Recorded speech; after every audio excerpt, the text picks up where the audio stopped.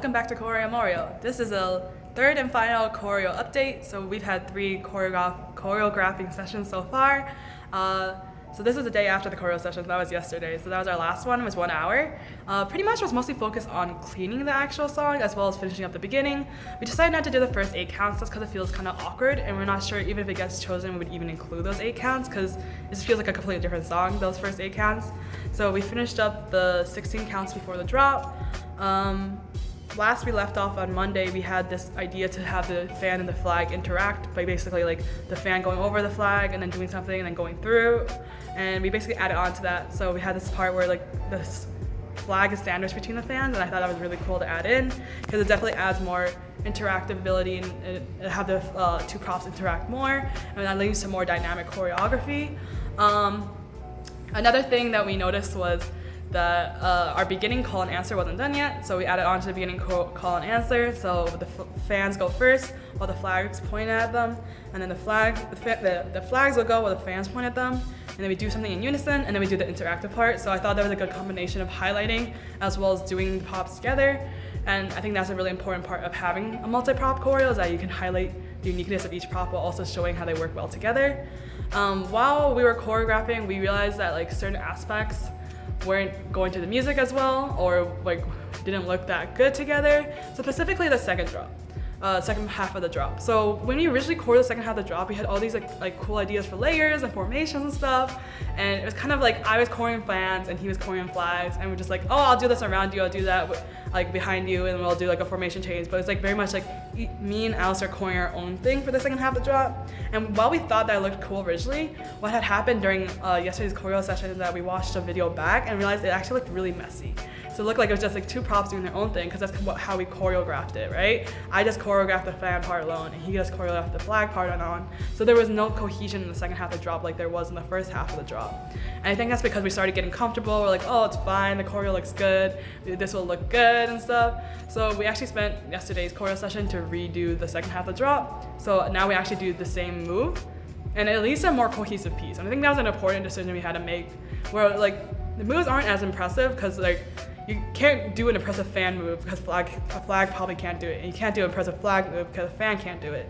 But having these like simple yet moves that we both can do together will make it look a lot more put together, and as if it's not just like 2 props doing their own thing. And that's the thing we wanted the most not to happen with a multi-prop choreo. So I think it was really important to be able to watch our choreo back and make these decisions.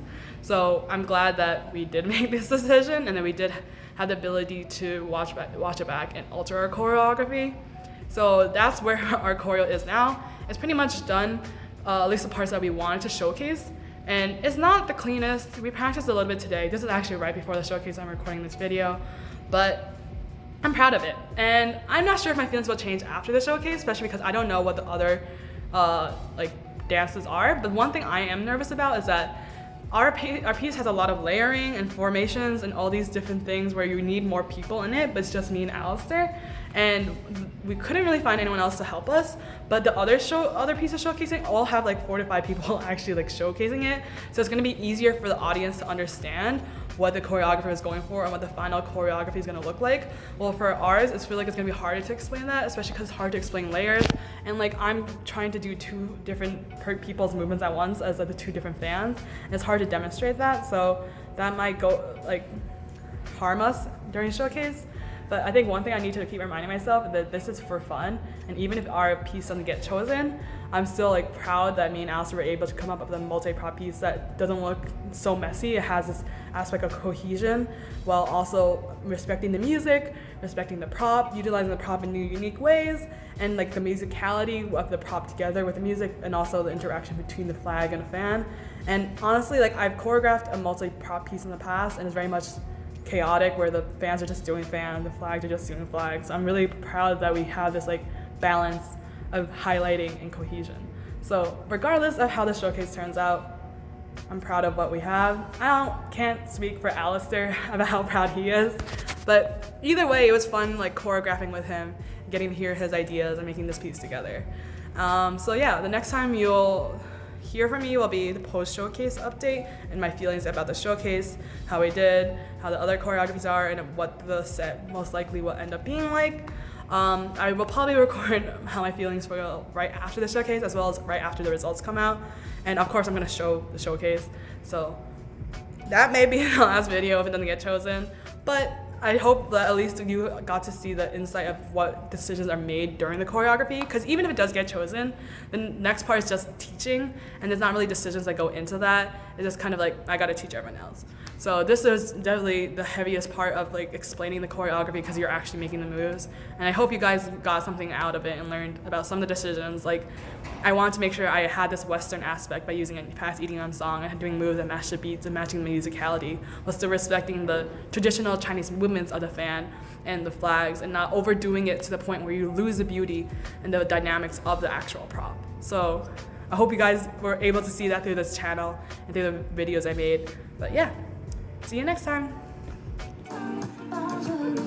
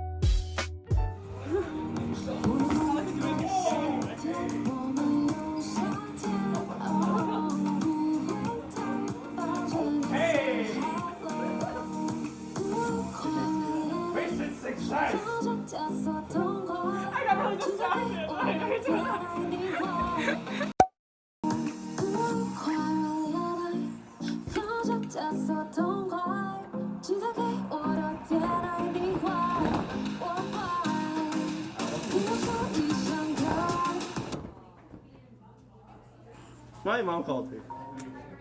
I will call her after.